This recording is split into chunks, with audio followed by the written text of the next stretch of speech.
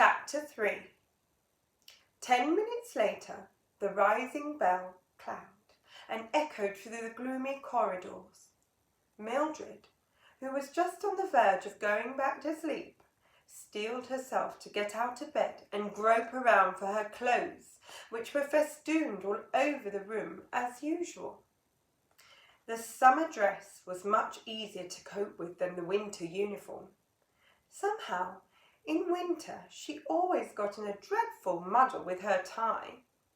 She was just about to go and bang on Maud's door and surprise her by being ready when she remembered about Enid and set off to the next corridor to call for her.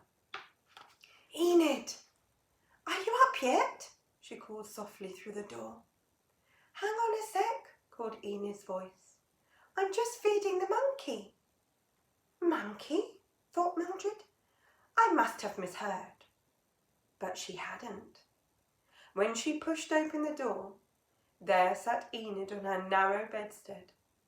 Perched on her shoulder was a slender grey monkey eating a banana. "It's to go on the back of my broom," explained Enid, as Mildred hastened inside and closed the door, in case by some mischance Miss Hardbroom should materialise outside. "But it's a monkey, Enid," exclaimed Mildred. "You won't be allowed. It says in the rules that we can only have cats. We can't even have owls." "Oh, it'll be all right," said Enid airily. "No one will notice when it's all hunched up on the end of my broom." "I wouldn't be too sure," said Mildred darkly. "You don't know Miss Hardbroom yet." "Anyway," continued Enid, as if she hadn't heard Mildred's dire warning, "it's much more fun than a silly old cat. It can hang upside down by its tail and do all sorts of things." "Well," said Mildred doubtfully, "I do hope it'll be all right.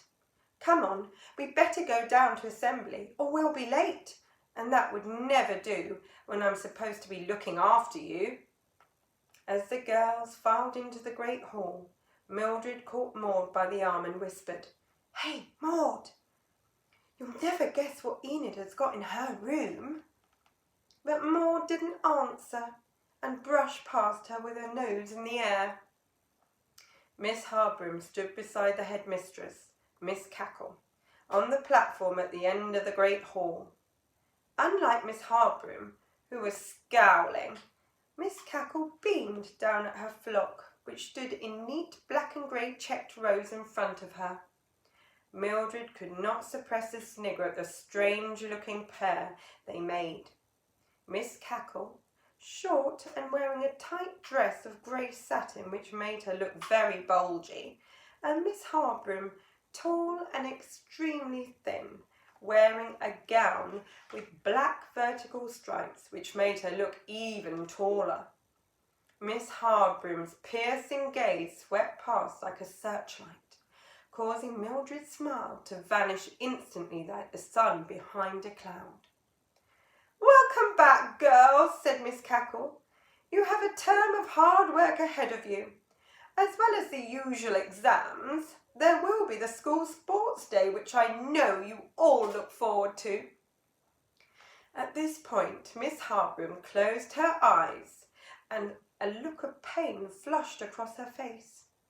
Mildred also felt a twinge of dread as she remembered the disastrous broomstick display at Halloween the year before. Now, Miss Cackle looked a little shy. "And there will be my birthday celebration, when I look forward to the little songs and chants which you always prepare for me." A gentle groan ran round the room. Miss Cackle's birthday celebration was the most boring event of the year.